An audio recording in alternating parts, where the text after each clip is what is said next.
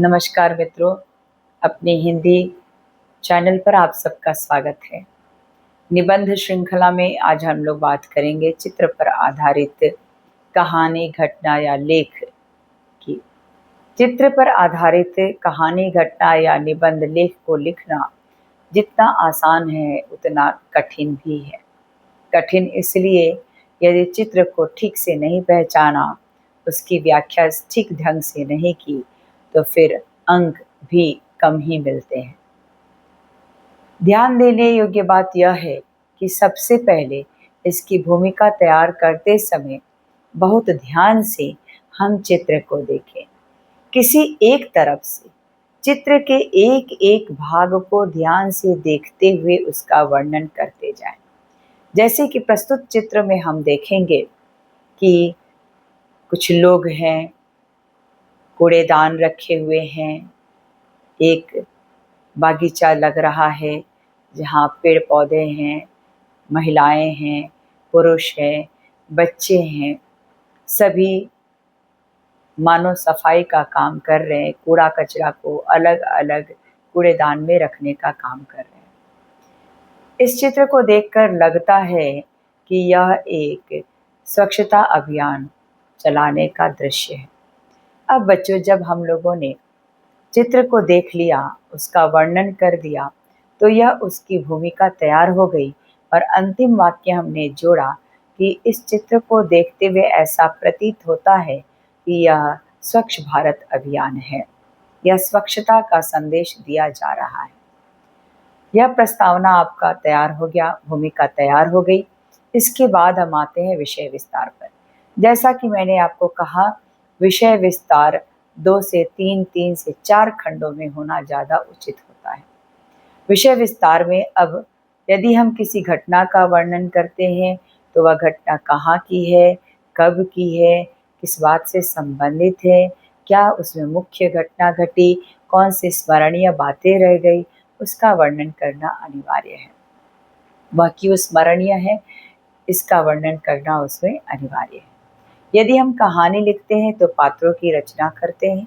पात्रों की रचना करते हुए हम बताते हैं कि वह स्वच्छ भारत अभियान से कैसे जुड़ा हुआ है। यदि हम लेख लिखते हैं तो स्वच्छ भारत अभियान को ध्यान में रखते हुए, सफाई की उपयोगिता को ध्यान में रखते हुए, गंदगी मिटाने के पीछे के रहस्य उद्देश्य को ध्यान में रखते हुए, इसके लाभ हानि, इसकी योजनाओं पर हमें गौर करने की आवश्यकता होगी।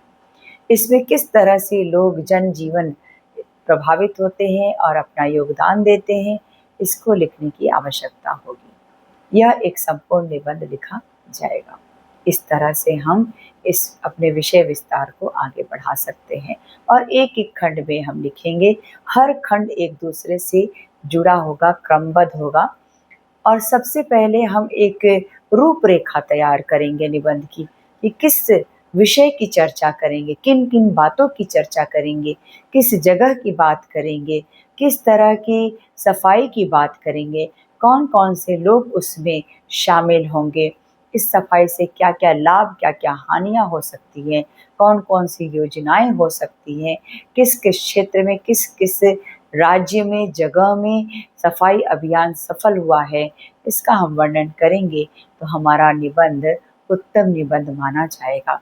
उसके बाद हम इसके निष्कर्ष पर आएंगे कि स्वच्छता पर ध्यान देने से या स्वच्छ अभियान चलाने से हमें क्या फ़ायदे हो सकते हैं।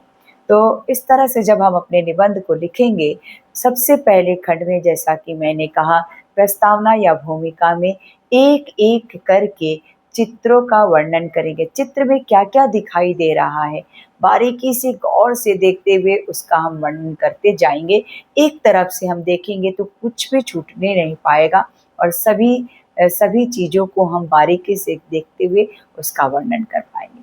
उसके बाद आप एक एक क्रम में, जैसा मैंने कहा, रूपरेखा तैयार करें। किन किन बातों की चर्चा आप करना चाहते हैं, कहानी लिखना चाहते हैं तो कौन कौन से पात्र होंगे, कहानी कहाँ गढ़ी जाएगी, यानी किस जगह की कहानी होगी, उसे आप लिखेंगे और पात्रों के माध्यम से संदेश देंगे कि स्वच्छता कितनी हमारे लिए आवश्यक है, स्वच्छ भारत अभियान चलाना कितना कारगर है। यदि किसी घटना का वर्णन करते हैं, किस जगह की घटना है, कब की घटना है, उस घटना से आपको क्या प्रेरणा मिलती है, कहाँ से वह घटना, उस घटना के बारे में आपको जानकारी मिली, इसका वर्णन करेंगे। और यदि आप लेख लिखते हैं तो स्वच्छ भारत अभियान कब चलाया गया, किन के द्वारा चलाया गया, कहाँ-कहाँ यह सफल हुआ है, फिर कौन-कौन सी योजनाएँ इसके अंतर्गत चलाई गई इत्यादि जो अभी मैंने बताया उसी की पुनरावृत्ति कर रही हूँ। और अंत में हम आएँगे उस आहार पर कि यह कितना सफल हुआ है और इसमें हम नागरिकों का क्या योगदान हो सकता है। धन्यवाद।